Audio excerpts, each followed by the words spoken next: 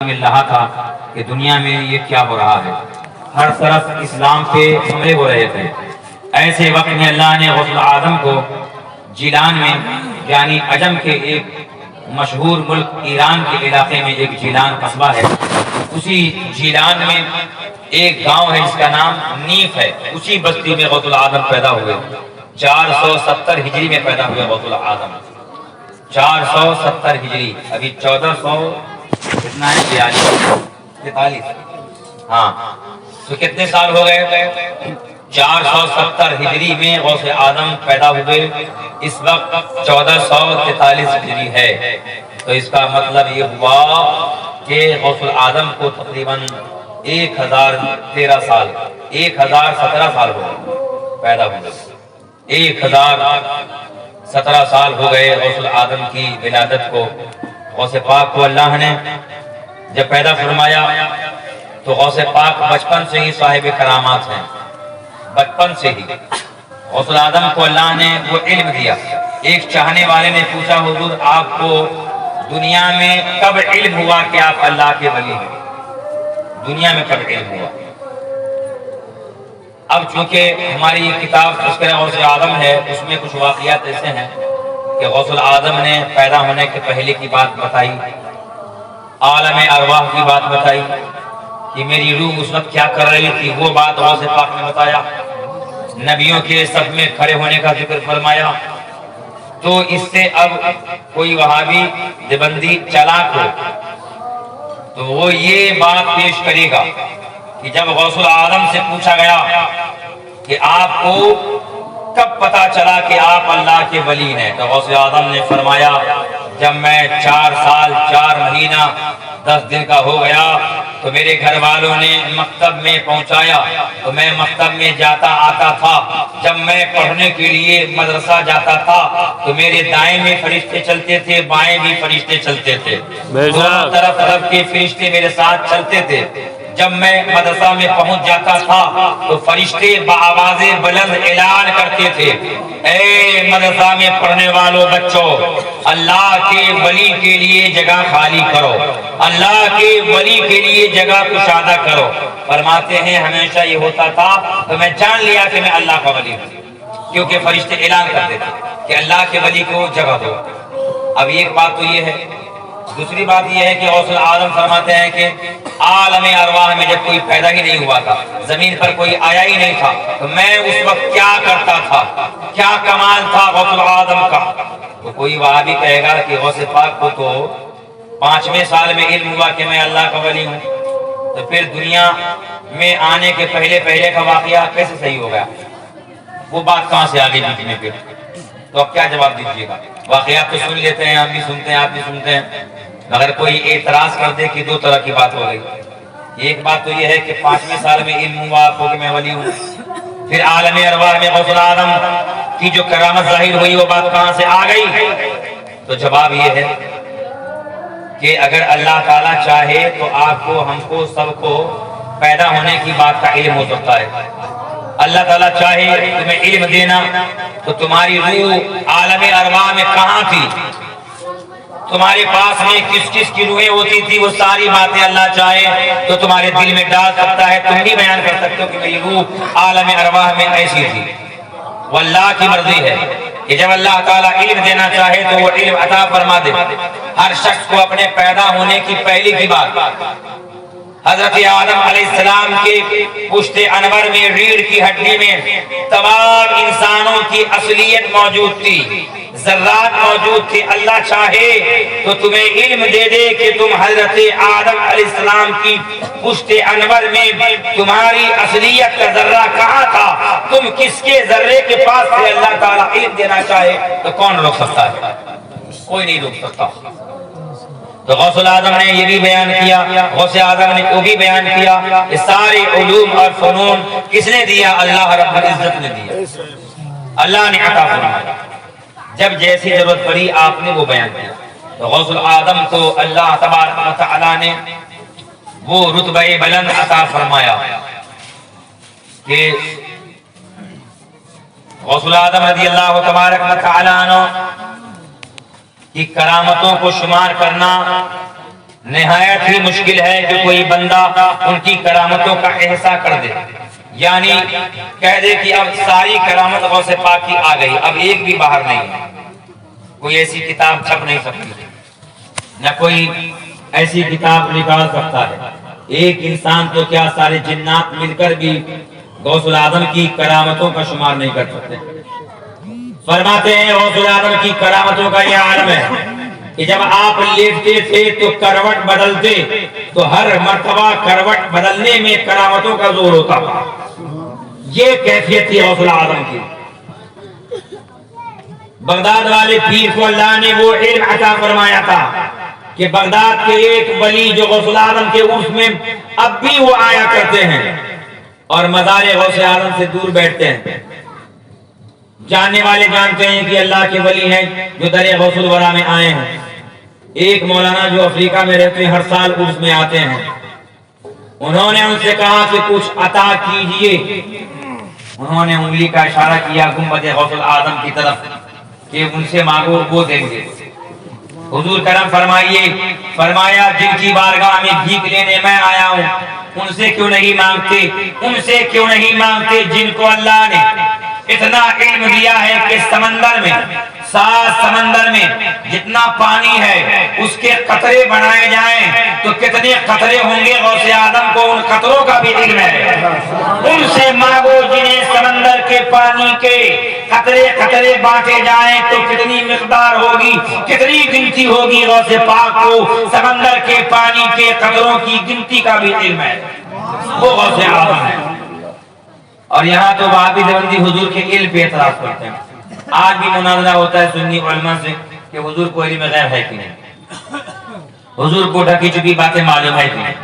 کتنے بڑے احمق ہیں، کتنے بڑے بیوقوف ہیں، اور کچھ تو بیوقوف بنے ہوئے ہیں، وہ ہیں نہیں لیکن ہمیں بیوقوف بنا رہے ہیں۔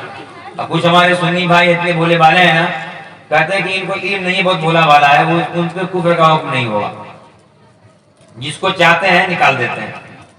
لیکن میں نے کوئی آج تک ایسا وہابی بھولا بھالا دیکھا ہی نہیں کہ جس کو کچھ بھی نہیں معلوم۔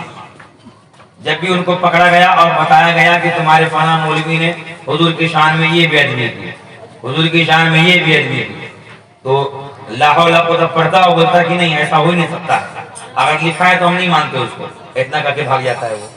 مگر نماز وہی پڑھتا ہے، اپنے ملا کے پیچھے ہی پڑھتا ہے، وہی جاتا ہے۔ کیوں؟ اس کا مطلب یہ ہے کہ وہ جان بوجھ کر بھولا بھالا بنا ہے، وہ ہے نہیں۔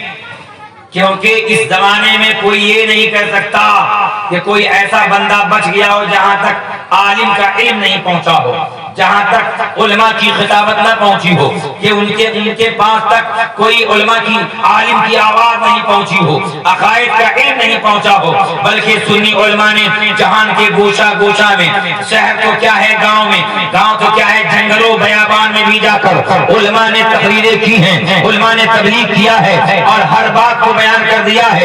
اس زمانے میں دعویٰ کرنا کہ فلاں آدمی بہت بھولا بھالا ہے، عقیدے کا علم نہیں ہے، لہذا ان پہ یہ حکم نہیں ہوگا، یہ بہت ہی غلط ہے۔ یہ بھولے بھالے نہیں ہیں بلکہ بڑے بیٹھے ہیں۔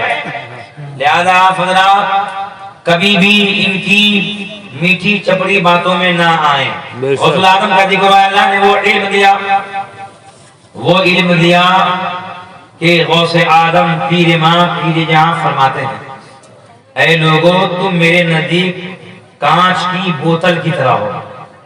لوگوں سے آپ فرماتے تھے 70 ہزار کا مجمع ہوتا تھا غوث پاک کے بیان کو سننے کے لیے، تو آپ نے فرمایا ایک مرتبہ اے لوگوں تم میری نگاہ کے سامنے مثل کانچ کے ہو۔ لولا لجام الشریعہ، اگر شریعت کی لگام میرے اوپر نہیں ہوتی تو میں تمہیں بتا دیتا کہ تم آج کون کون کیا کیا کھا کر آیا ہے، کس نے کیا کیا پیا ہے، یہ سب میں بتاتا، مگر شریعت کی لگام ہے اس لیے میں یہ باتیں نہیں بتاتا۔ یہ میرے غوث کے علم کا عالم ہے، وہ علم کہ ایک مرتبہ آپ تقریر کر رہے تھے، ایک صاحب بہت پیچھے آئے، زاہد فرماتے ہیں وہ کہ جب میں لیٹ میں آیا، آخری میں آیا، سعد الخیر اندلسی، پیچھے بیٹھا تو غوث العظم اس وقت تقریر فرما رہے تھے زہد کے بارے میں کہ زہد کیا ہے. زاہد ولیوں کی قسم ہوتی ہے، کوئی زاہد ہے، کوئی عارف ہے، کوئی سالک ہے، کوئی واصل ہے. تو زہد کے بارے میں غوث العظم بیان کر رہے تھے. خوب سنا. اس کے بعد دل میں سوچتے ہیں پیچھے بھائی 70,000 کا مجمع پیچھے آ کر بیٹھے. دل میں سوچا کہ کاش غوث العظم یہ بیان کو روک دیتے اور معرفت کے بارے میں تقریر کرتے تو کتنا اچھا ہوتا. بس ادھر سوچا انہوں نے سعد الخیر نے، ادھر غوث اعظم نے عنوان کو بدل دیا، زہد کی تقریر کو بدلا اور معرفت کے بارے میں بولنا شروع کیا.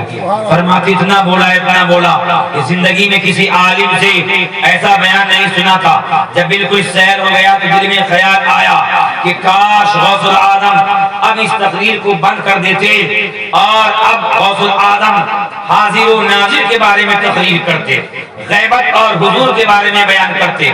بس غوث اعظم نے ادھر تقریر کو بند کیا اور غیبت اور حضور کے بارے میں تقریر شروع کر دی. تقریر ہوتی رہی یہاں تک کہ سیر ہو گئے. فرماتے ایسا بیان کبھی زندگی میں نہیں سنا تھا. پھر دل میں خیال ہے کاش غوث العظم اب اس تقریر کو چھوڑ دیتے اور شوق کے بارے میں بیان کرتے کہ شوق کسے کہتے ہیں، اللہ کی محبت کا شوق کیا ہے، حضور کی محبت کا شوق کیا ہے، درود پڑھنے کا شوق کیا ہوتا ہے، یہ شوق ہوتا کیا ہے. ادھر سوچا اندلسی نے، ادھر غوث العظم نے تقریر کو بدل دیا، علم شوق کے بارے میں بیان کرنا شروع کر دیا. اتنا بولا فرماتے ہیں میں کچھ اور سوچنے والا ہی تھا، اب سوچنے والا ہی تھا کہ غوث اعظم نے فرمایا بس اے سعد الخیر تیرے لیے اتنا ہی کافی ہے. یہ غوث اعظم کا علم تھا. سچ کہا میرے آقا نے کہ میرے نزدیک تم کانچ کی طرح ہو. جیسے کانچ کے اندر میں گھی ہے تو اندر سے گھی بھی نظر آتا ہے، شہد ہے تو شہد دکھائی دیتا ہے، تیل ہے تو تیل دکھائی. فرماتے ہیں جیسے تم مجھے اوپر سے دکھائی دیتے ہو میں تمہارے اندر کو بھی دیکھتا ہوں کہ تمہارے دل میں کیا ہے، تم دل میں کیا سوچتے ہو، تمہارے دل میں کیا خطرات ہیں، تمہارے سینے میں کیا ہے. یہ غوث العظم جانتے ہیں. غوث العظم کو اللہ نے وہ علم عطا فرمایا ہے، اتنا علم عطا فرمایا ہے کہ آپ کے جیسا ولی نہ ہوا ہے، نہ کوئی ابھی ہے، نہ قیامت تک ہو سکتا ہے. اللہ کے وہ ولی ہے غوث العظم کہ بچپن سے ہی صاحب تصرف ہے. غوث العظم کی تو بات رہنے دیجیے، غوث پاک کے گھر کا ہر فرد ولی ہے. کہتے سبحان اللہ. ٹھنڈے پڑ گئے، ٹھنڈی تو روکنے کے لیے یہ پنڈال لگا دیا ہے محمود بھائی نے، پھر بھی آپ شرط پڑ گئے. اور اتفاق سے میری تقریر ہر جگہ لیٹ نہیں ہوتی ہے. میں سوچتا ہوں کہ میرا بیان پہلے ہو جائے. اب پہلے کر لوگ کیا ہے زندہ دلی کے ساتھ سنتے ہیں، جب وقت آخری ہوتا ہے سب لوگ کچھ اونگنے لگتے ہیں. کچھ لوگ سوچتے یا اللہ کب یہ نپٹائیں تو ہم گھر جائیں. تو غوث العظم کو اللہ نے وہ کمال دیا، گھر کا ہر فرد ولی. جو بچہ پیدا ہوتا وہ مادرزاد ولی ہوتا، ماں کی شکم سے ولی ہوتا. غوث پاک رضی اللہ تعالیٰ عنہ کہ ایک بیٹے کے شہزادے سید جمال اللہ ایک مرتبہ کھیلتے کھیلتے غوث العظم کی گود میں آ کر بیٹھ گئے. سید جمال اللہ بہت حسین تھے، بہت خوبصورت تھے. نام سے ہی معلوم چلتا ہے کہ نام جمال اللہ، جمال مانے حسن ہوتا ہے. گود میں آ کے بیٹھ گئے غوث اعظم کے. غوث پاک نے پیار کیا، پیار پھیرا. 4-5 سال کی عمر تھی. غوث اعظم نے فرمایا بیٹا تیری عمر بہت لمبی ہوگی. کہیے سبحان اللہ. اور بلند آواز سے کہیے سبحان اللہ. ارے پیچھے والے بول دیجئے سبحان اللہ. فرمایا تیری عمر بہت لمبی ہوگی، اتنی لمبی ہوگی کہ قیامت سے پہلے جب حضرت عیسیٰ علیہ السلام آسمان سے آئیں گے تو تیری ملاقات اللہ کے نبی عیسیٰ روح اللہ سے ہوگی. اتنی تیری عمر لمبی ہوگی. اور بیٹا سنو، جب تمہاری ملاقات عیسیٰ روح اللہ سے ہو تو میرا سلام ان کو پہنچا دینا. سبحان اللہ سبحان اللہ. غوث پاک نے کہہ دیا تو ہو گیا. غوث پاک نے کہہ دیا تو ہو گیا. اب ان کو پیدا ہوئے سمجھ لیجئے 900 سال قریب ہو گئے، زیادہ ہی ہو گئے ان کو. آج بھی وہ زندہ ہیں. رہتے کہاں ہیں پتہ بتا دوں آپ کو. غوث پاک کے پوتے رہتے کہاں ہیں؟ غوث اعظم کے پوتے شہر بستان میں رہتے ہیں. یہ بستام شہر ایران میں ہے. کہاں ہے؟ ایران میں. اگر جانا ہو ملاقات کرنی ہو تو مل سکتے ہیں. 7 اولیاء اللہ رہتے ہیں ایک ساتھ میں. 7 ولی. ان 7 میں غوث پاک کے پوتے سید جمال اللہ، وہ 7 رہتے ہیں اسی شہر میں. 7 اللہ کے بڑے زبردست ولی ہیں.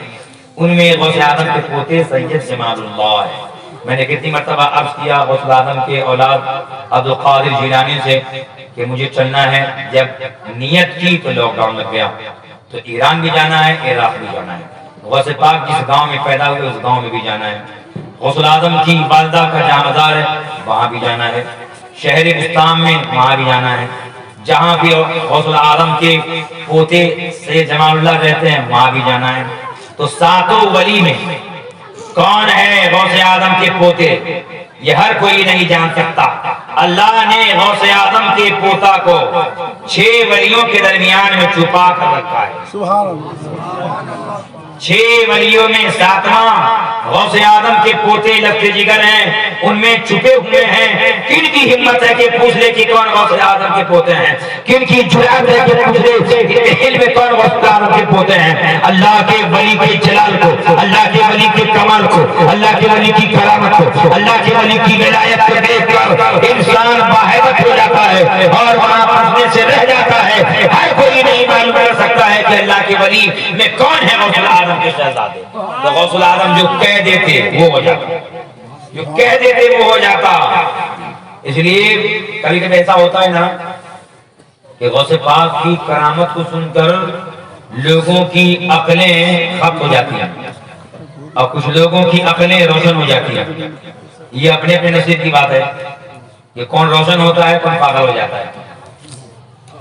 غوث اعظم کی باتیں میں ایک بات نہیں بولتا ہوں ڈر کے مارے کہ حوالہ لوگ پوچھیں گے تو کیا بتاؤں گا، مگر میرے استاد گرامی اللہ ان کو جنت میں اعلیٰ و بالا مقام عطا فرمائے بعد میں. بلکہ اس وقت جو بالکل ٹھیک ایک عالم فلسفی تھے، بہت منطق کے علم میں ماہر، مولانا ابو سفیان رحمۃ اللہ تعالی علیہ، پورنیہ ضلع کے رہنے والے. وہ ایک مرتبہ یہ فرما رہے تھے، غلام ربانی جو خطیب ہے اس کے اوپر جلال میں برس رہے تھے کہ تو نے یہ اعتراض کیا کیوں میرے غوث پر؟ تو نے یہ جملہ بولا کیوں کہ بڑے بڑے اولیاء اللہ کی توہین ہے کہ سب کے کندھوں پہ غوث اعظم کا قدم پاک ہے، یہ توہین ہے اللہ کے ولیوں کی ہرگز نہیں. تو نے یہ بولا کیوں؟ چلو یہاں سے کہیں میرے ایمان میں خطرہ نہ ہو جائے. کیونکہ میرے غوث نے فرمایا ہے میرے غلاموں جب میری باتیں بیان کی جائیں تو مان لو اور کہو کہ میرے آقا کا یہ معاملہ صحیح ہے، میرے آقا کی بات سچی ہے. بس نہیں کرو، انکار نہ کرو، کیونکہ انکار کی صورت میں کہیں ایسا نہ ہو تمہارا ایمان سلب کر لیا جائے. غوث اعظم کی باتوں کے انکار کرنے میں ایمان جانے کا بھی خطرہ ہے. انہوں نے اس وقت فرمایا تھا کہ تمہیں غوث اعظم کے قدم سارے ولیوں کے کندھے، اس میں تعجب ہے، اتنی تم پریشان ہو. اور سنو میں بتاتا ہوں کہ غوث اعظم کو اللہ نے کتنا بڑا مرتبہ دیا ہے. سارے ولیوں نے اپنے اپنے کندھے جھکا دیے. 17 اولیاء اللہ. انشاءاللہ میں کل اسی محلے یہ واقعہ قدم ناز کا ولیوں کے کندھوں کا ایک طویل ہے، میں اسے بیان کروں گا. سارے ولیوں نے جو ولی تھے سب نے جھکا دیا، جو ولی تھے سب نے کندھا جھکایا اور جو جہاں تھے وہیں جھک گئے. 17 اولیاء اللہ مدینہ شریف میں اور مکہ میں اس وقت موجود تھے. جب غوث پاک نے اعلان کیا میرا قدم سارے ولیوں کی گردن پر ہے، تو جو کعبہ کا طواف کر رہے تھے، جو ولی عمرہ کرنے گئے تھے مکہ اور طواف کعبہ میں لگے تھے، اللہ کے گھر کا طواف کر رہے تھے، مکہ المکرمہ تھے، مکہ المکرمہ میں تھے، حرم پاک میں تھے، کوئی حجر اسود کو چوم رہے تھے، کوئی مینار رحمت کے نیچے دعا مانگ رہے تھے، کوئی سات طواف مکمل کر رہے تھے. بغداد کی جانب سے آواز آ رہی تھی میرا قدم سارے ولیوں کی قدموں پر ہے. تو سارے اولیاء جہاں جہاں تھے وہیں پر گر گئے، بغداد کی جانب جھک گئے، سر کو جھکا دیا، پلکوں کو بچھا دیا، کندھوں کو بچھا دیا. کہا اے غوث اعظم آپ کا قدم میری پلکوں پر ہے، آپ کا قدم میری آنکھوں پر ہے، آپ کا قدم میرے سر پر ہے. اے غوث اعظم آپ کا قدم میرے دل اور جگر پر ہے. ولیوں نے جہاں جہاں آواز سنی وہاں وہاں سر کو خم کر دیا.